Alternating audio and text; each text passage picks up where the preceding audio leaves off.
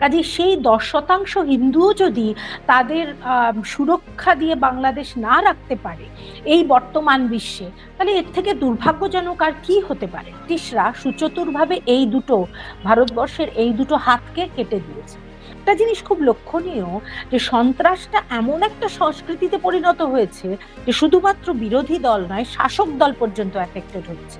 সারা দেশ জুড়েই একটা অসহিষ্ণু পরিবেশ তৈরি হয়েছে, অসহিষ্ণু ব্যবহার মানুষের তৈরি হয়েছে, অর্থাৎ শান্তির বাতাবরণটা ভীষণভাবে ভায়োলেটেড হচ্ছে। প্রথমত হিন্দি আমাদের জাতীয় ভাষা নয়, এটা পরিষ্কার বুঝতে হবে। সংবিধানে কোনো জাতীয় ভাষা নেই, ওটা একটা অফিসিয়াল ল্যাঙ্গুয়েজ, সেটা বলা যেতে পারে। এটা কোনো দেশের রাজ্যের অর্থনৈতিক সামাজিক পরিবেশের জন্য ভালো নয়। কেন্দ্রীয় সরকারকে কড়া হাতে দমন করতে হবে, বিএসএফ কে অ্যাক্টিভ হতে হবে, তবেই এটা সম্ভব। নমস্কার, আমি পায়েল আর আপনারা দেখছেন রিতম বাংলার বিশেষ অনুষ্ঠান পডকাস্ট উইথ পায়েল। আজ পডকাস্টের এই প্রথম পর্বে আমরা আমাদের সঙ্গে পেয়ে গেছি রাজনৈতিক বিশ্লেষক ডক্টর মহানন্দা কাঞ্জিলালকে।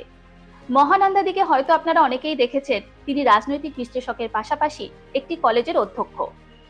মহানন্দা দি, রিতম বাংলায় আপনাকে স্বাগত। প্রথমেই চলে আসি সম্প্রতি যে খবর এখন জাতীয় ও রাজ্য মিডিয়ায় জায়গা করে নিয়েছে তা নিয়ে। বাংলাদেশের সরকার পরিবর্তনের পর সেখানে সংখ্যালঘুদের ওপর অত্যাচার, আর অত্যাচারের বিরুদ্ধে মুখ খোলায় ইস্কনের মহারাজ চিন্ময় কৃষ্ণ দাসের গ্রেপ্তারি প্রসঙ্গে। প্রতিবাদে মুখর সে দেশের সংখ্যালঘুরা। ঘটনায় কড়া প্রতিক্রিয়া জানিয়েছে ভারতের বিদেশ মন্ত্রক। এরই মধ্যে বাংলাদেশে ইস্কনের শাখা নিষিদ্ধ করার প্রক্রিয়া শুরু হয়েছে।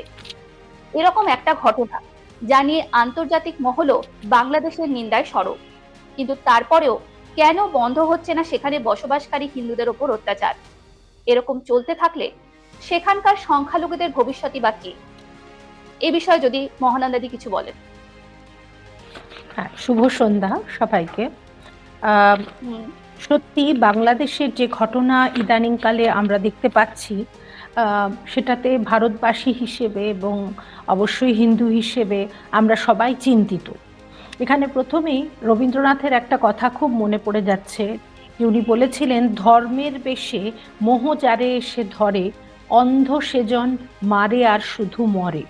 অর্থাৎ সমগ্র পৃথিবীতে এখন অন্যান্য গুরুত্বপূর্ণ ইস্যুর থেকে এই ধর্ম, ধর্মীয় বিদ্বেষ, ধর্মীয় বিভেদ, এই জিনিসগুলো বড় হয়ে উঠছে এবং বিভেদের কারণ হয়ে উঠছে। এটা অত্যন্ত দুর্ভাগ্যজনক। এবং বাংলাদেশ আমাদের প্রতিবেশী রাজ্য শুধু নয়, প্রতিবেশী রাষ্ট্র শুধু নয়, প্রথমত পশ্চিমবঙ্গের সঙ্গে তার একটা অন্যান্য ব্যাপারেও আত্মিক যোগাযোগ। আমাদের দেশের কবির লেখা গান হচ্ছে তাদের জাতীয় সঙ্গীত এবং ভাষা বাংলা। কাজেই সেই জন্যই আমাদের সঙ্গে বাংলাদেশের একটা অন্য রকম সম্পর্ক। যদি আমি আন্তর্জাতিক ক্ষেত্র, বাণিজ্য সম্পর্ক এগুলো বাদও দিই, তাছাড়াও একটা গুরুত্বপূর্ণ ব্যাপার হচ্ছে যে এই রাজ্যটি, এই রাষ্ট্রটি আগে ভারতবর্ষের সঙ্গে ছিল এবং ধর্মের ভিত্তিতেই কিন্তু ভাগ হয়েছিল, যেটা একেবারেই কাম্য ছিল না। কিন্তু আমরা সবাই জানি ইতিহাস থেকে যে ব্রিটিশদের ডিভাইড অ্যান্ড রুল পলিসি যেটা এখানে অ্যাপ্লিকেশন করা হয়েছিল এবং পাঞ্জাব এবং বাংলাকে যেভাবে ভাগ করা হয়েছিল, তার ফল কিন্তু এখনো পর্যন্ত আমরা ভুগে চলেছি। কাজে যখন বাংলাদেশ অস্থির হয়ে পড়ে, তখন দু দেশের জন্যই সেটা একটা চিন্তার ব্যাপার। আর বাংলাদেশ কিন্তু একটা ক্ষুদ্র দেশ, কাজে অনেক ব্যাপারে তারা ভারতবর্ষের সঙ্গে যুক্ত, ভারতবর্ষের উপরে তাদের অর্থনীতি নির্ভরশীল, সব থেকে বড় কথা। কাজে ভারতের সঙ্গে তারা যদি একটা বৈরী সম্পর্ক তৈরি করে, সেটা সোশ্যাল, পলিটিক্যাল সব দিক থেকেই কিন্তু অত্যন্ত দুর্ভাগ্যজনক এবং উদ্বেগজনক। এবং যেটা দেখা যাচ্ছে যে বাংলাদেশের হিন্দুদের যে পার্সেন্টেজ সেটা আমরা দেখতে পাচ্ছি, সেটা যে খুব বিশাল তা তো নয়। 91% মুসলমান, ওখানে মাত্র 7.9% হিন্দু। 10%-ও কম। কাজে সেই 10% হিন্দুও যদি তাদের সুরক্ষা দিয়ে বাংলাদেশ না রাখতে পারে এই বর্তমান বিশ্বে, তাহলে এর থেকে দুর্ভাগ্যজনক আর কি হতে পারে। কাজে ভারতকে একটা স্ট্রং স্ট্যান্ড নিতে হবে, যে তাদের একটা কড়া বার্তা দেওয়ার, যেটা অলরেডি ভারত সরকার শুরু করেছে। এবং বাণিজ্যিকভাবে তারা কিন্তু ক্ষতিগ্রস্ত হবে যদি তারা বাংলাদেশকে এইভাবে একটা বৈরী সম্পর্ক তৈরি করে। যখন বাংলাদেশ স্বাধীন হয়েছে তারপর থেকে নানা আন্দোলনে কিন্তু ভারতবর্ষ বাংলাদেশকে সাপোর্ট দিয়েছে। কাজেই শেখ হাসিনা এবং তার বাবা এরা সবাই বঙ্গবন্ধু ছিল, মানে শেখ হাসিনার বাবা।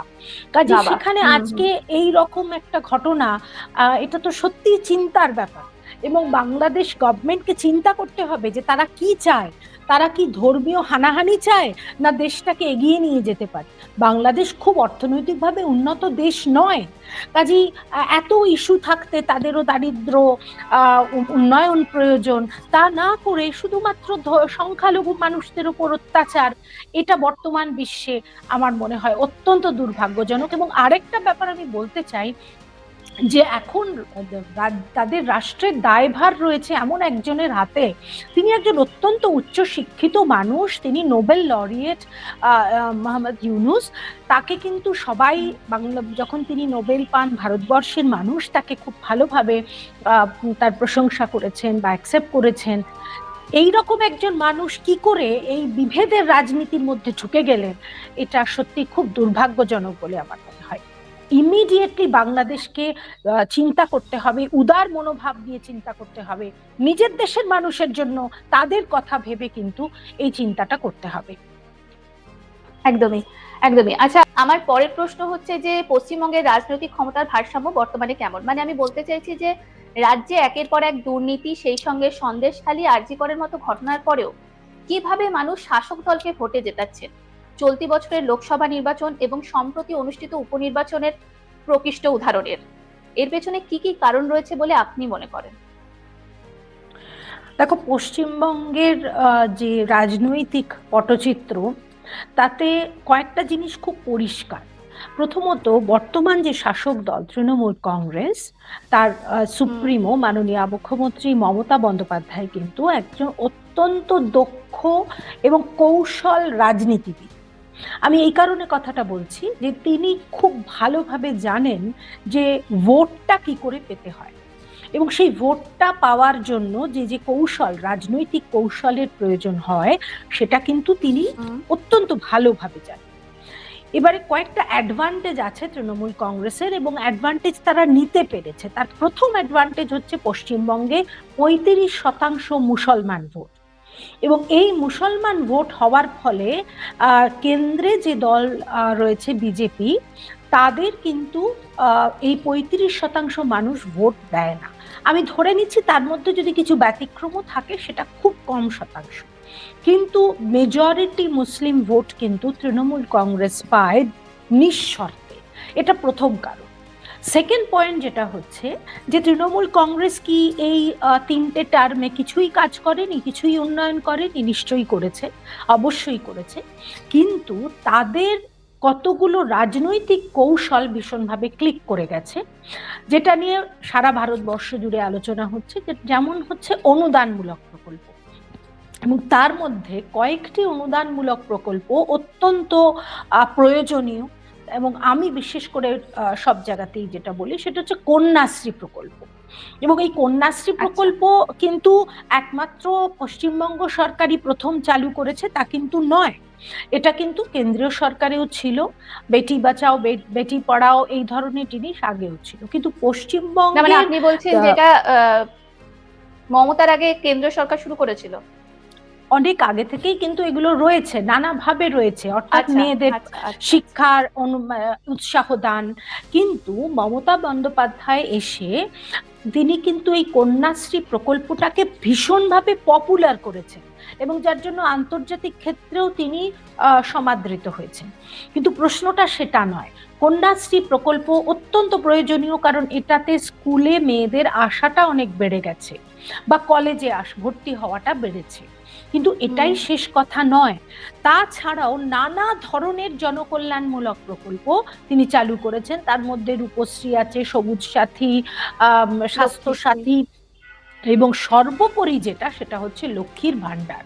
এবারে লক্ষ্মীর ভান্ডার প্রকল্পটা যখন প্রথম মাননীয় মুখ্যমন্ত্রী 2021-এর বিধানসভা নির্বাচনের আগে চালু করেন, তখন কিন্তু কেন্দ্রীয় স্তরে এবং সারা দেশে এটাকে খুব ভালোভাবে নেওয়া হয়নি, এবং অনুদান নানাভাবে রেউড়ি পলিটিক্স বলা হতো ইত্যাদি।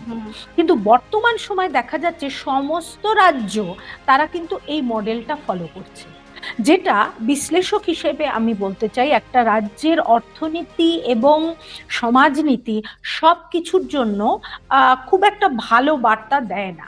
লক্ষ্মীর ভান্ডার নিশ্চয়ই কিছু মহিলাদের জন্য প্রয়োজন, তাদের হাতে টাকা এলে তারা খরচা করে এবং সংসারের জন্য খরচা করে, ছেলে মেয়ের পুষ্টি শিক্ষার জন্য খরচা করে, কিন্তু যেটা বলা হয় যে এটা মেয়েদের এম্পাওয়ারমেন্ট দিচ্ছে, সেটা কিন্তু ঠিক নয়। এম্পাওয়ারমেন্ট মানে কিন্তু অনুদানের টাকা নিয়ে খরচা করা নয়। এম্পাওয়ার্ড একটা মহিলা তখনই হয় যখন তার ডিসিশন মেকিং ক্ষমতাটা জন্মায়। লক্ষ্মীর ভান্ডার পাওয়া প্রত্যেকটি মেয়ে কি সংসারের সব ডিসিশনের অধিকারী হয়ে গেছে? না, হয়নি, এবং আমাদের সোশ্যাল স্ট্রাকচারে সেটা সম্ভব নয়। কাজে সে যখন নিজের পায়ে দাঁড়াবে এবং অর্জন করবে, তার যোগ্যতা, চাকরি বাকরি যে কোনো ক্ষেত্রে প্রতিষ্ঠিত হবে, একমাত্র তখনই কিন্তু এম্পাওয়ারমেন্ট আসে। এবারে লক্ষ্মীর ভান্ডার কি তাহলে প্রয়োজন নয়? নিশ্চয়ই প্রয়োজন। কাদের জন্য প্রয়োজন? যারা অত্যন্ত ইকোনমিক্যালি উইকার সেকশন, অর্থাৎ যাদের সত্যি অর্থনৈতিক প্রয়োজনীয়তা আছে, কিন্তু আমাদের রাজ্যে লক্ষ্মীর ভান্ডার সবাইকে দেওয়া হচ্ছে ইরেসপেক্টিভ অফ এনি ওয়েমেন, এবং যারা যারা মধ্যবিত্ত তারাও পাচ্ছেন, নিম্নবিত্ত তারাও পাচ্ছেন, এবং শুধুমাত্র বলা হয়েছে চাকরি করছে তারা পাবে না, কিন্তু সেই চাকরির ডেফিনেশনটাও স্পেসিফাই করে বলা নেই। কাজেই বেশিরভাগ মহিলারাই কিন্তু লক্ষ্মীর ভান্ডার পাচ্ছেন। এখন প্রশ্ন হচ্ছে, মহিলাদের হাতে টাকা এলে তারা সংসারের জন্য এটা ঠিকভাবে খরচা করেন, এটা ঠিক কথাই। খুব কম মহিলা আছেন যারা ওয়েস্ট করেন টাকা, কিন্তু সমস্যাটা হচ্ছে যে এই লক্ষ্মীর ভান্ডার দেবার জন্য সরকারের কাছে কি যথেষ্ট টাকা রয়েছে?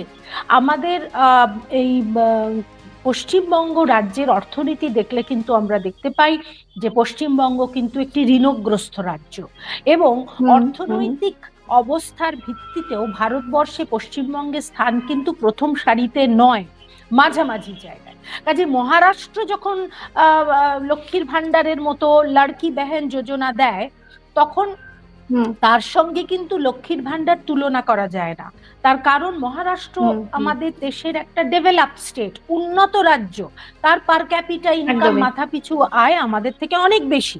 বা তামিলনাড়ুতে জয়ললিতা যে মডেল তৈরি করেছিল, সেখানে তো লক্ষ্মীর ভান্ডার শুধু না, ভোটের আগে ঘরে ঘরে টিভি, গ্যাস সব দিত, কিন্তু তারা সেই তামিলনাড়ুই হোক বা মহারাষ্ট্র, এরা হচ্ছে কিন্তু ইকোনমিক্যালি ডেভেলপড।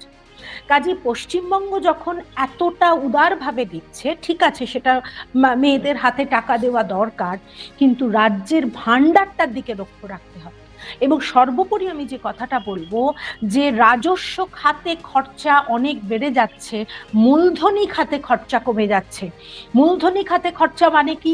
যেটা পরিকাঠামো তৈরি করে, অর্থাৎ আমি একটা মেয়েকে স্কুলে পাঠাবার জন্য টাকা দিচ্ছি, কিন্তু সেই স্কুলের ছাদটা ঠিক মতো আছে তো, সেই স্কুলের বেঞ্চগুলো ঠিক আছে তো, সেই স্কুলে মাস্টার মশাই আছে তো, আমরা এগুলো কিন্তু গুরুত্ব দিচ্ছি না।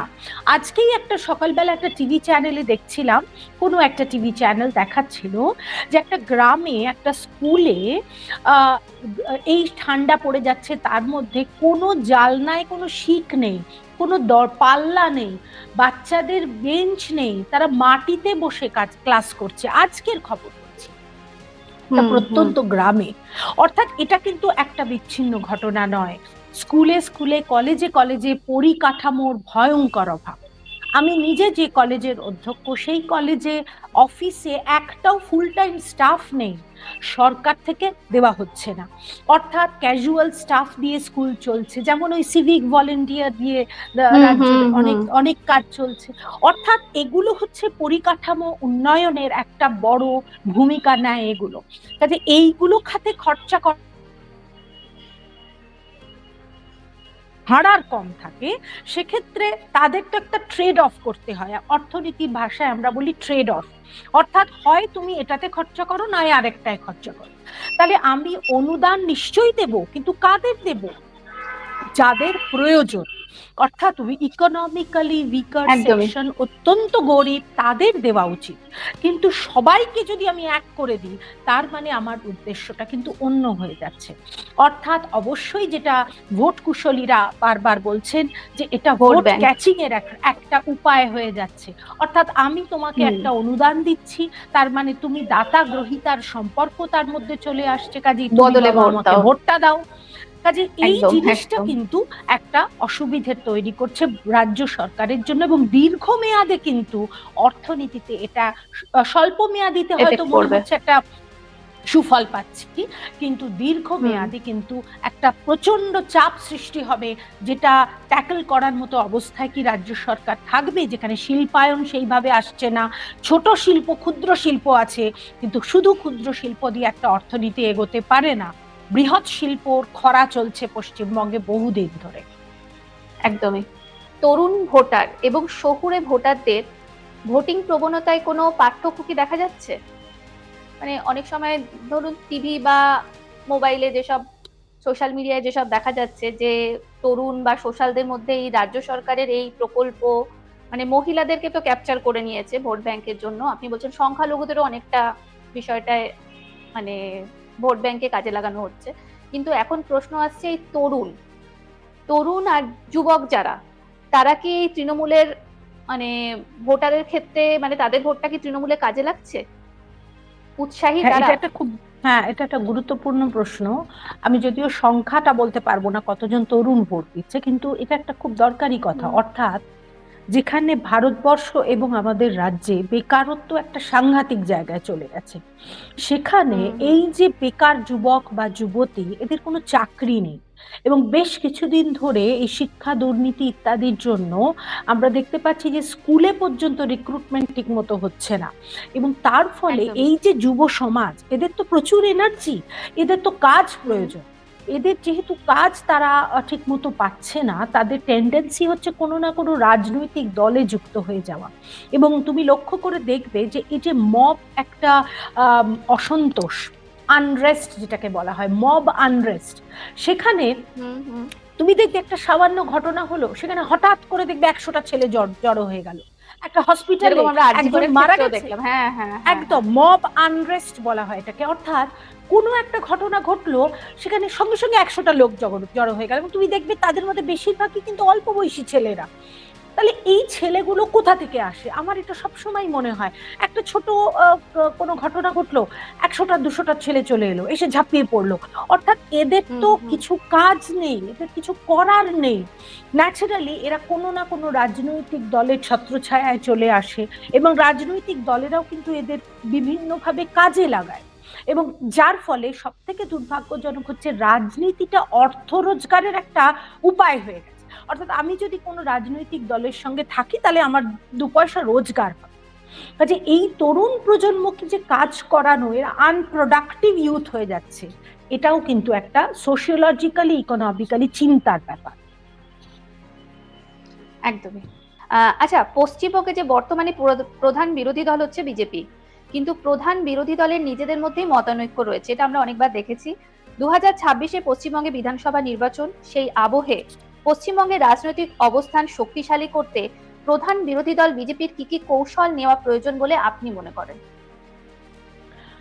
দেখো, পশ্চিমবঙ্গে বিরোধী দল হিসেবে সংখ্যার নিরিখে যদিও বিরোধী দল হিসেবে বিজেপি উঠে এসেছে বটে, কিন্তু আন্দোলন করা বা যথার্থ গণতান্ত্রিক উপায়ে একটা আন্দোলনের মাধ্যমে যে বিরোধী দলকে প্রতিষ্ঠা করা, সেই রকম ভাবে কিন্তু আমরা বিজেপিকে দেখতে পাচ্ছি না।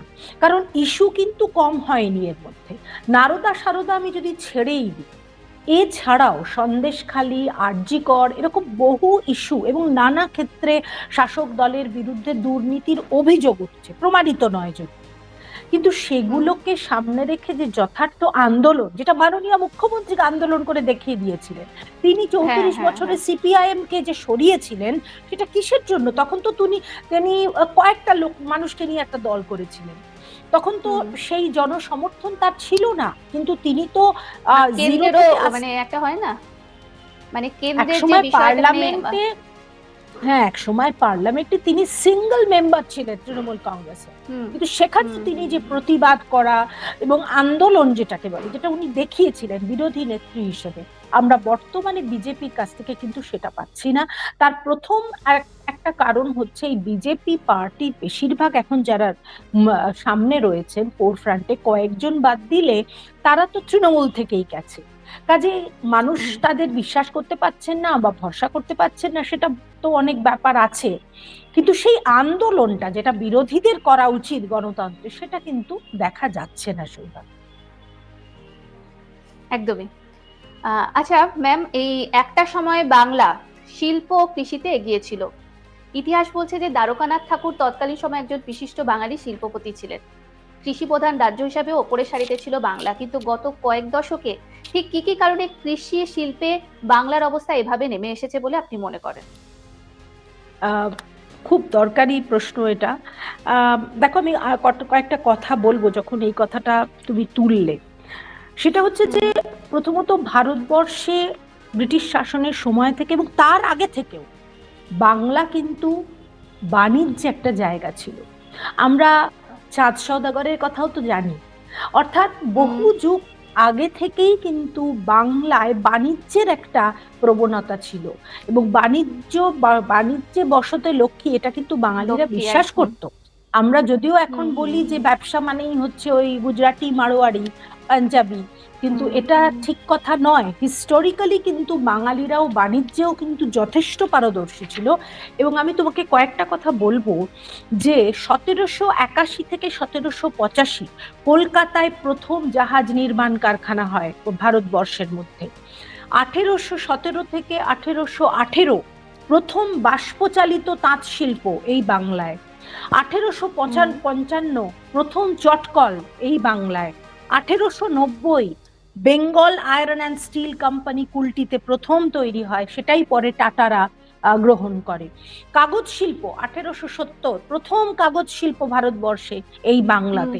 খনিজ শিল্প 1854 দ্বারকানাথ ঠাকুর তৈরি করেন, বেঙ্গল কোল কোম্পানি। কাজেই এবং ভারতবর্ষের 96% কয়লা বাংলাতে তৈরি হতো। কাজে বুঝতে পারছো যে মানে কিভাবে বাংলার বাণিজ্য মানচিত্রটা যদি আলোচনা করি আমরা, সত্যি আশ্চর্য হতে হয় যে ভারত বাংলার এই অবস্থা, মানে কিভাবে এই জায়গায় আমরা চলে এসেছি। এবং তার জন্য অবশ্যই রাজনৈতিক কারণ তো আছেই, এবং সেই রাজনৈতিক যে কোনো কারণের জন্যই এই যে অধোগতি বা ট্রেন্ড। আমার প্রশ্ন হচ্ছে যে অনেক দিন তো হয়ে গেল যে সিপিআইএম গভর্নমেন্ট চলে গেছে, তাদের অনেক দোষ ছিল, কিন্তু তৃণমূল কংগ্রেস সেই জায়গাটাকে রিভাইভ করতে পারছে না, বা কতটা সদিচ্ছা নিয়ে ঝাঁপিয়ে পড়লে তবে আবার সেই শিল্পে রিগেন করা যায়, সেই চেষ্টাটা কিন্তু করতে হবে। আচ্ছা ম্যাম, আরেকটা বিষয় যে প্রায়শই আমরা দেখতে পাই যে বিভিন্ন বিষয় নিয়ে কেন্দ্র রাজ্য টানাপোড়েন লেগে রয়েছে। হ্যাঁ, উভয়ের এই সম্পর্ক অর্থনৈতিক উন্নয়নের উপর কি কোনো প্রভাব ফেলছে বলে আপনার মনে হয়? কারণ যেখানে দেখা যায় যে ডাবল ইঞ্জিন সরকার, এই কথা বারবার বলা হয় যে ডাবল ইঞ্জিন সরকার হলে সেটার উন্নয়নের গতি অন্য দিশা দেখায়। আর পশ্চিমবঙ্গের ক্ষেত্রে কি এটা কোনোভাবে এফেক্ট ফেলছে? কারণ আমরা বরাবরই দেখেছি যে কেন্দ্রে যে সরকার, মানে কংগ্রেসের সময় একটুখানি আলাদা আমরা দেখেছি, কিন্তু কেন্দ্রে যে সরকার ছিল সবসময় দেখেছি রাজ্যে তার উল্টো সরকার। মানে যদি কখনো রাজ্যে সিপিএম থাকে, কেন্দ্রে কংগ্রেস ছিল, বা যখন বিজেপি তখন তৃণমূল কংগ্রেস, মানে এরকম একটা ট্রেন্ড যে চলে আসছে, এটা কি অর্থনৈতিক উন্নয়নের উপর কোনোভাবে প্রভাব ফেলছে বলে আপনার মনে হয়? সেটা ফেলা উচিত না, থিওরিটিক্যালি সেটা হওয়া উচিত না, কারণ কেন্দ্রীয় সরকার তো সবার জন্য, কয়েকটা রাজ্যের জন্য তো নয়। আর কয়েকটা রাজ্যে বিরোধী বরাবর রয়েছে। হ্যাঁ, দেখবে কেন্দ্রীয় সরকার তো কয়েকটা জায়গায় বা রাজ্যেও রয়েছে, কেন্দ্রেও রয়েছে, যেমন অসমে বিশাল বিনিয়োগ করছে বিজেপি, আমরা সম্প্রতি জেনেছি। কাজেই সেটা উত্তরপ্রদেশ। হয়তো, হ্যাঁ, উত্তরপ্রদেশ এবং বিশেষ করে অসমে একটা বিশাল বিনিয়োগ করছে কেন্দ্রীয় সরকার। তবে হুম এটা হুম। আমার মনে হয় কাঙ্ক্ষিত নয়, এটা হওয়া উচিত নয়। তবে পশ্চিমবঙ্গ বঞ্চিত হয়েছে অনেক ক্ষেত্রে, বিশেষ করে ফ্রেট ইকুয়ালাইজেশন রেট, যেটা বাংলার শিল্পটাকে শেষ করে দিয়েছে। সেটা তো কংগ্রেসের জমানাতে, কাজে তাতে তো ক্ষতি হয়েইছে অবশ্যই। কিন্তু এটা বাঞ্ছনীয় নয়, কারণ রাজ্যের যেখানে যেটা হওয়ার কথা কেন্দ্র সরকারের, তাকে তো সাহায্য করা উচিত। কাজে পশ্চিমবঙ্গের ক্ষেত্রে বরাবরই অন্য সরকার থেকেছে, সিপিআইএম ছিল, তারপর এখন তৃণমূল হুম। কংগ্রেস, তারা বিরোধী। কাজেই কিছুটা হয়তো হচ্ছে, সেটা তো রাজনৈতিক নীতি থেকে, মানে ইকোনমিক পলিসি থেকে বোঝা যাচ্ছে যে আমরা হুম। এগোতে পারছি না। ম্যাম, আমার আরেকটা প্রশ্ন হচ্ছে, এই যে বাংলায় নির্বাচন এলেই হিংসা, এই নির্বাচন হিংসা যেন পরস্পরের সঙ্গে জড়িয়ে রয়েছে। বিশেষত সাম্প্রতিক বছরগুলোতে যদি আমরা খেয়াল করে দেখি, হ্যাঁ, তো এরকম অনেক সময় হয় যে বিশেষ করে অনেকে যারা বাংলার বাইরে থাকে তাদের প্রায়শই শুনতে হয়, তোমাদের বাংলায় এত হিংসা অশান্তি কেন লেগে থাকে। তো পশ্চিমবঙ্গে নির্বাচনের পূর্বে, ভোটের সময়, নির্বাচনের পরে হিংসা এবং অশান্তির পেছনে যে কারণগুলি, সেগুলো আপনার কি মনে হয়? মানে কি কারণে এই হিংসা অশান্তি, মানে ভোট এলেই একটা রক্তাক্ত ভোট হবে, রক্তাক্ত নির্বাচন, এটার পেছনে আপনার কি কারণ রয়েছে বলে মনে হয়? দেখো, একটা মানুষের ক্যারেক্টার যখন সাইকোলজিস্টরা অ্যানালাইজ করে না, তখন একটা ফ্যাক্টর আসে, দ্যাট ইজ জেনেটিক ফ্যাক্টর। অর্থাৎ একটা হুম মানুষের স্বভাব চরিত্র অনেকটাই তার শিক্ষা দীক্ষা পারিপার্শ্বিক অবস্থার উপর নির্ভরশীল, কিন্তু হুম। একটা ফ্যাক্টর থাকে তার ফ্যামিলি জিন, জিন। অর্থাৎ সেটা হুম সে হুম বহন করে। আমার মনে হয় হুম পশ্চিমবঙ্গের ক্ষেত্রে না একটা জেনেটিক ফ্যাক্টর আছে। অর্থাৎ যখন ব্রিটিশ আমলে ব্রিটিশ বিরোধী আন্দোলন, যেটাকে সশস্ত্র আন্দোলন বলে, সেটা কিন্তু হুম হুম। ভীষণভাবে করে দেখিয়েছিল বাংলা এবং পাঞ্জাব। বাংলা, যার জন্য পাঞ্জাব, একদম। ব্রিটিশরা সুচতুরভাবে এই দুটো, ভারতবর্ষের এই দুটো হাতকে কেটে দিয়েছে। অর্থাৎ সব থেকে বেশি সশস্ত্র আন্দোলন, সেটা নেতাজি সুভাষচন্দ্র বোসের হোক, বা আরো বেশি অরবিন্দ বোস, এরা যারা করেছেন, ক্ষুদিরাম, ক্ষুদিরাম বসু। নানা, হুম। হ্যাঁ, কাজেই এই যে বিশেষ করে সূর্য সেন, এই যে সশস্ত্র আন্দোলনের একটা জেনেটিক ফ্যাক্টর, এটা আমাদের রাজ্যে কিন্তু প্রবাহিত হয়েছে, এটা অস্বীকার করার কোনো জায়গা নেই। কিন্তু যখন হুম। ভারতবর্ষ স্বাধীন হয়ে গেল, তখনও পর্যন্ত কেন এই টেন্ডেন্সিটা বন্ধ হবে না, এটাই হচ্ছে সব থেকে দুর্ভাগ্য। এবং একদম। পশ্চিমবঙ্গকে বারবার এনসিআরবি রিপোর্টে দেখা যাচ্ছে যে সব থেকে বেশি ভায়োলেন্স, যেটাকে আমরা বলি ভোট ভায়োলেন্স, সেটা হচ্ছে পশ্চিমবঙ্গে। ইভেন কাশ্মীরের মতো জায়গাতেও, যেখানে সন্ত্রাস ছাড়া ভোট হয়ে গেল, উত্তরপ্রদেশ, বিহার, সেখানে কোনো রকম সন্ত্রাসের খবর পাওয়া যাচ্ছে না। সেখানে কি করে বাংলাতে এই সন্ত্রাস চলেছে ভোট পরবর্তী, ভোটের সময়, ভোটের আগে, এটা তো অত্যন্ত দুর্ভাগ্যজনক। এবং একটা জিনিস খুব লক্ষণীয়, যে সন্ত্রাসটা এমন একটা সংস্কৃতিতে পরিণত হয়েছে যে শুধুমাত্র বিরোধী দল নয়, শাসক দল পর্যন্ত এফেক্টেড হচ্ছে, শাসক দলেরও বহু মানুষ মারা যাচ্ছে। কাজে এটা একেবারেই কাম্য নয়, শাসক দলকেই এটার মোকাবিলা করতে হবে। আপনি নিশ্চয়ই শুনেছেন যে মেট্রোতে সম্প্রতি একটা ভিডিও ভাইরাল হয়েছিল, যে মেট্রোতে বাংলা ভাষায় কথা বলার জন্য একজন হিন্দিভাষী মহিলা এক মহিলাকে অপমান করছে। হ্যাঁ, এটা একটা অভিযোগ উঠে এসছে। এবার পশ্চিমবঙ্গের মতো বহুভাষিক রাজ্যে ভাষাগত বৈচিত্র্যের প্রতি এই অসহিষ্ণুতার ঘটনা কেন বাড়ছে বলে আপনার মনে হয়? দেখো, এটা শুধু ভাষাগত অসহিষ্ণুতা নয়, সারা দেশ জুড়েই একটা অসহিষ্ণু পরিবেশ তৈরি হয়েছে, অসহিষ্ণু ব্যবহার মানুষের তৈরি হয়েছে। অর্থাৎ শান্তির বাতাবরণটা ভীষণভাবে ভায়োলেটেড হচ্ছে। কিন্তু আমার খারাপ লাগছে, কারণ আমি বাঙালি, এবং বাঙালিদের মধ্যে যে একটা উদার মনস্কতা, যেটা হুম। সারা ভারতবর্ষের থেকে আলাদা, যেটা রবীন্দ্রনাথের সংস্কৃতি, যেটা রামমোহনের সংস্কৃতি, যারা রেনেসা এনেছে, সেই ভারতবর্ষে প্রথম রেনেসা, রেনেসা মানে কি, একটা হুম উদার হুম। মনতা, সেই নবজাগরণ। রাজ্যে এই ধরনের হুম। ভাষাভিত্তিক আক্রমণ বাংলা সে নাই জানতে পারে, সেটা তো দোষের নয়। এই জিনিসগুলো আমরা দেখেছি উত্তর ভারত থেকে দক্ষিণ ভারতে গেলে এগুলো ভীষণ ফেস করতে হতো, যে তারা কিন্তু ভীষণ নিজেদের ভাষা সম্বন্ধে সচেতন, এবং সচেতন। তারা অন্য ভাষা শুনতেও চায় না, বলতেও চায় না।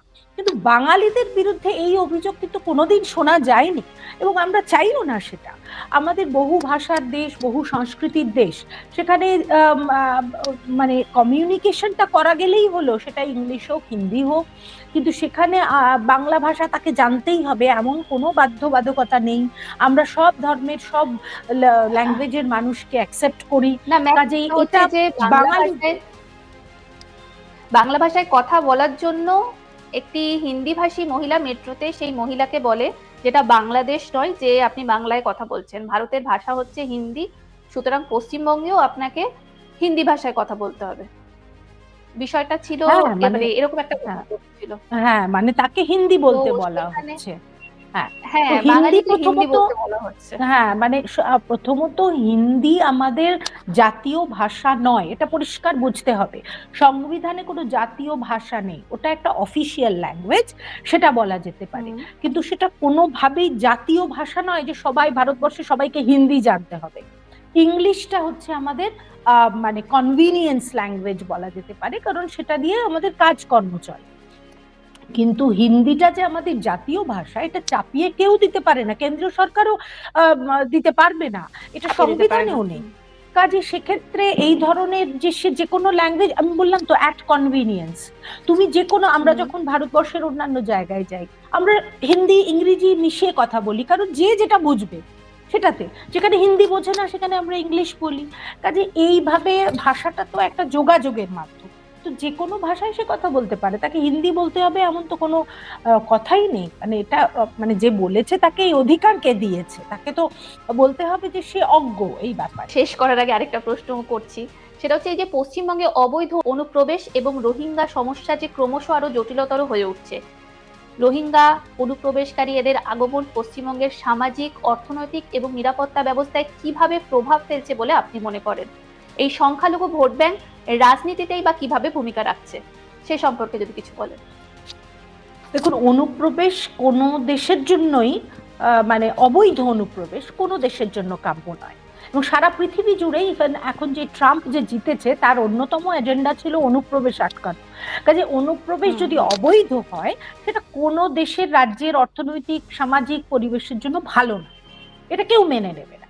কিন্তু এখন বাংলাদেশের তো সঙ্গে পশ্চিমবঙ্গের একটা বিরাট বর্ডার লাইন, কাজে সেখান দিয়ে সেটাকে আটকানোর দায়িত্ব কিন্তু বিএসএফ এর। বিএসএফ কাদের? কেন্দ্রীয় সরকার। একদম কাজে একদম কেন্দ্রীয় সরকারকে এই ব্যাপারে অ্যাক্টিভ হতে হবে। এটা তো শুধু বাংলার সরকারকে দোষ দিয়ে লাভ নেই যে অনুপ্রবেশ হচ্ছে, তারা এখানে সেটেল করছে, তারা ঢুকছে কি করে? তুমি যদি ঠিক মতো তাদের না আটকাও তো তারা ঢুকবে। বহু লোক আছে তারা অবৈধভাবে ঢুকে আসছে, ঢুকে এসে এখানে সেটেল করে যাচ্ছে। তো এগুলো তো কাম্য না, কোনো দেশের জন্যই কাম্য না, রাজ্যের জন্য তো নয়। কাজে এখানে কেন্দ্রীয় সরকারকে কড়া হাতে দমন করতে হবে, বিএসএফ কে অ্যাক্টিভ হতে হবে, তবেই এটা সম্ভব। কারণ এর ফায়দা তুলছে রাজ্য সরকার, কারণ যেভাবে তারা সংখ্যালঘু ভোট ব্যাংকে, মানে যারা অবৈধ অনুপ্রবেশকারী তাদের যেভাবে ভুয়ো পাসপোর্ট, তাদের যেভাবে ভুয়ো ভোটার কার্ড, আধার কার্ড এভাবে তারা বানিয়ে ফেলছে, আর সেই ভোট ব্যাংকে কাজে লাগাচ্ছে তৃণমূল কংগ্রেস, মানে এটাই অভিযোগ উঠছে। তো না, এটা অভিযোগ উঠলেও, কিভাবে ব্যবহার? অভিযোগ উঠলেও হতে পারে তৃণমূল কংগ্রেস মুসলমান ভোট পায়, কিন্তু তুমি তাকে ঢুকতে দিচ্ছ কেন? প্রশ্নটা তো সেখানেই। তোমার বাড়িতে একজন অবৈধ মানুষ ঢুকে তোমার উপর মানে খুন করে দিল, ডাকাতি করলো, সেটা অন্য ইস্যু, কিন্তু তুমি তাকে ঢুকতে দিচ্ছ কেন? তুমি যদি তার আটকাতে পারো তার ঢোকাটা, তাহলে আর এই প্রশ্নটা উঠবে না। এটা তো বিএসএফ এর হাতে, এটা কেন্দ্রীয় সরকারকে দেখতে হবে। কেন্দ্রীয় সরকারের লুপ হোলস, এটা যে এত বর্ডার দিয়ে ঢুকছে, বর্ডারটাকে কন্ট্রোল করতে হবে, এটা তাদের দায়িত্ব। একদমই। আচ্ছা ম্যাম, অনেক অনেক ধন্যবাদ রিতম বাংলার পাশে থাকার জন্য, আর রিতম বাংলাকে আপনার গুরুত্বপূর্ণ সময় দেওয়ার জন্য অনেক অনেক ধন্যবাদ।